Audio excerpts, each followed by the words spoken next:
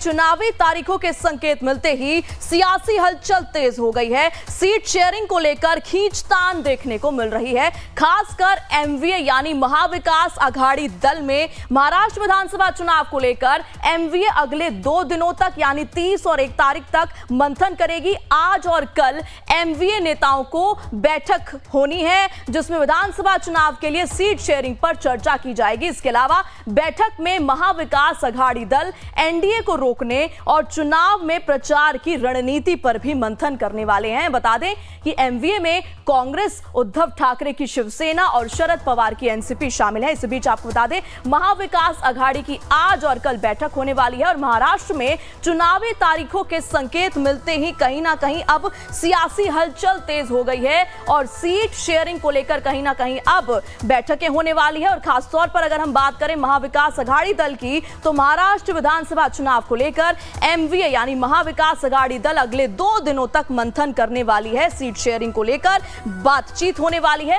आज और कल एमवीए नेताओं की बैठक होगी जिसमें विधानसभा चुनाव को लेकर किस तरीके से रणनीति बनानी है, क्या कुछ इस बार पैंतरे आजमाने हैं, इसको लेकर चर्चा होने वाली है। अगले 2 दिन यानी 30 और 1 अक्टूबर को ये बैठकें होने वाली है। अब आगे बढ़ने से पहले आपको बताते हैं कि महाराष्ट्र में मौजूदा सत्ता का समीकरण कैसा है, इस पर भी एक नजर डालते हैं ग्राफिक्स के जरिए। महाराष्ट्र में सत्ता का समीकरण, कुल विधानसभा सीट 288 बहुमत का आंकड़ा। अब एक बार नजर डालते हैं 145। एनडीए की बात करें एमवीए और बीजेपी में एनडीए के दल की बात करें 103, कांग्रेस 37, शिवसेना शिंदे गुट 37। तो ये पूरा हम एक एक करके आपको महाराष्ट्र का समीकरण बता रहे हैं। सत्ता का समीकरण 288 कुल विधानसभा सीटें हैं, बहुमत का आंकड़ा 145 है और इस बीच लगातार आंकड़े आप देख रहे हैं किस तरीके से पूरा समीकरण इस वक्त महाराष्ट्र में है। बहुमत का आंकड़ा 145 है और इस बीच बीजेपी 103 है, कांग्रेस 37 है, शिवसेना शिंदे गुट 37 है, शिवसेना यूबीटी 15 है, एनसीपी अजीत 39 है और एनसीपी शरद 13 है। वहीं अदर्स की बात करें तो 22 है और कुल 201। तो अब अन्य पार्टियों की अगर हम बात करते हैं तो एआईएमआईएम में 2, एसपी के 2 और सीपीआईएम का 1। अब कांग्रेस सीट बंटवारे पर किधर कैसे जो पेंच है वो फंसा हुआ है। 100 से 105 सीटों पर चुनाव लड़ने की तैयारी है कांग्रेस की। सीट बंटवारे पर किस तरीके से इस वक्त राजनीति हो सकती है। 95 से 100 सीटों पर चुनाव लड़ने की तैयारी शिवसेना यूबीटी की है। तीनों दल की अगर हम बात करें, इसके बाद अब एनसीपी शरद की बात कर रहे हैं। 85 से 90 सीटों पर चुनाव लड़ने की तैयारी एनसीपी शरद कर रहे हैं। इस बीच सीट बंटवारे पर किस तरीके से तीनों ही पार्टी महाविकास आघाड़ी दल में जो 3 पार्टियां हैं, मुख्य पार्टियां, उसमें पेंच किस तरीके से सीट शेयरिंग को, सीट बंटवारे को लेकर इस वक्त फंसा हुआ है, उसका ये पूरा समीकरण आपने ग्राफिक्स के जरिए जाना कि महाराष्ट्र में किस तरीके से अभी भी आने वाले विधानसभा चुनाव को लेकर सीट शेयरिंग पर पेंच फंसा हुआ है। तीनों ही पार्टियों की अपनी डिमांड है, उसी को लेकर आज और कल बैठक एमवीए की होने वाली है। चुनाव आयोग की माने तो 26 नवंबर तक महाराष्ट्र में विधानसभा चुनाव करा लिए जाएंगे। 26 नवंबर तक महाराष्ट्र में चुनाव हो जाएंगे यानी चुनावी तैयारियां शुरू हो चुकी हैं। हालांकि महाराष्ट्र में पिछले 5 सालों की राजनीति काफी दिलचस्प रही है। महाराष्ट्र की राजनीति में काफी उतार चढ़ाव देखने को मिला। एक बार आपको महाराष्ट्र के पिछले 5 सालों की राजनीति समझाते हैं कि आखिर पिछले 5 सालों की सरकार किस तरीके से रही है। अब एक नजर इस पर। 2019 में 288 विधानसभा सीट पर चुनाव हुए। 2019 की हम बात कर रहे हैं। इसके अलावा अब 106 सीटों के साथ बीजेपी सबसे बड़ी पार्टी बनी 2019 में। इसके अलावा सीएम पद को लेकर शिवसेना और बीजेपी का गठबंधन टूटा।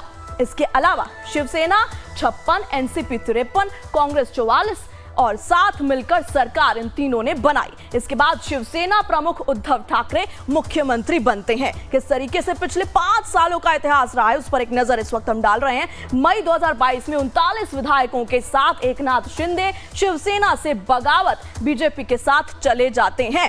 अब 30 जून 2022 को शिंदे महाराष्ट्र के 20वें मुख्यमंत्री बनते हैं। शिंदे 30 जून को मुख्यमंत्री बनते हैं। 17 जून को चुनाव आयोग ने शिंदे गुट को असली शिवसेना माना। तो ये जो शिवसेना बटी है उसका भी इतिहास जान लीजिए। अजित पवार भी एनसीपी से बगावत कर बीजेपी के साथ चले गए और महाराष्ट्र के डिप्टी सीएम बन जाते हैं अजित पवार। तो ये पूरा इतिहास पिछले 5 सालों का किस तरीके से महाराष्ट्र की अगर हम बात करते हैं तो पूरा समीकरण किस तरीके से रहा था। महाराष्ट्र के 20वें मुख्यमंत्री बनते हैं, उसके बाद 17 जून को चुनाव आयोग ने शिंदे गुट को असली शिवसेना माना और उसके बाद अजित पवार भी एनसीपी से साथ छोड़ देते हैं, बगावत कर लेते हैं, उसके बाद बीजेपी का हाथ थाम लेते हैं। अब लाइव अलर्ट में आगे बढ़ते हैं अगली खबर की तरफ। हरियाणा के चुनावी घमासान के बीच राहुल गांधी कांग्रेस के हाथ को और मजबूत करने के लिए आज एक बार फिर हरियाणा पहुंच रहे हैं। जी हां, राहुल गांधी यहां कई विधानसभा क्षेत्रों में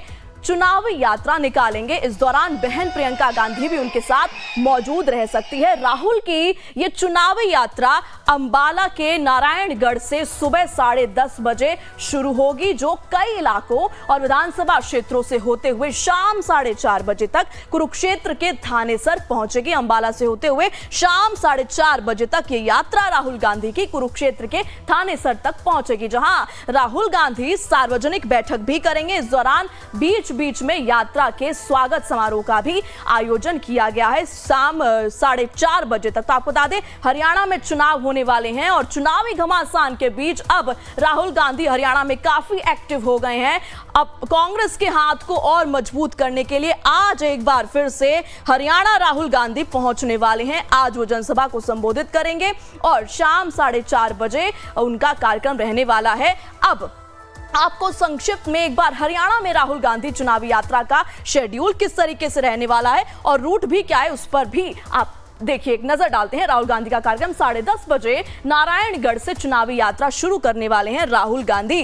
किस तरीके से आज पूरा कार्यक्रम है उसका ब्यौरा 11 बजे नारायणगढ़ के हुड्डा ग्राउंड में जनसभा को संबोधित करेंगे राहुल गांधी। बिलासपुर रोड सदौरा होते हुए राहुल की यात्रा यमुनानगर पहुंचेगी। इसके बाद यमुनानगर में राहुल की चुनावी यात्रा का स्वागत कार्यक्रम रखा गया है। इसके बाद दोसदका, मुलाना, अंबाला में जनता को संबोधित करेंगे राहुल गांधी। आज हरियाणा में किस तरीके से पूरा कार्यक्रम है, राजीव चौक, साहा, अंबाला में राहुल की यात्रा का स्वागत समारोह भी रखा गया है। शहीद उधम सिंह चौक, शाहबाद, कुरुक्षेत्र में स्वागत समारोह राहुल गांधी का रखा गया है। इसके अलावा जीटी रोड से बाबैन चौक, लाडवा, कुरुक्षेत्र में स्वागत समारोह। तो जनसभा को भी संबोधित करेंगे और साथ ही साथ स्वागत समारोह भी चलता रहेगा। पिपली चौक, कुरुक्षेत्र में भी स्वागत समारोह राहुल गांधी के लिए रखा गया है। शाम 4:30 बजे थानेसर में राहुल सार्वजनिक बैठक भी करने वाले हैं। तो पूरी जोर आजमाइश लगाई जा रही है हरियाणा में चुनावों को लेकर और इसी बीच आज राहुल गांधी एक बार फिर से पूरे दमखम के साथ चुनाव प्रचार करने के लिए हरियाणा में आज जाने वाले हैं। सुबह 10:30 बजे से उनका कार्यक्रम शाम 4:30 बजे तक रहने वाला है। उसका पूरा ब्यौरा आपने जाना ग्राफिक्स के जरिए। अब बुलेटिन में आगे बढ़ते हैं।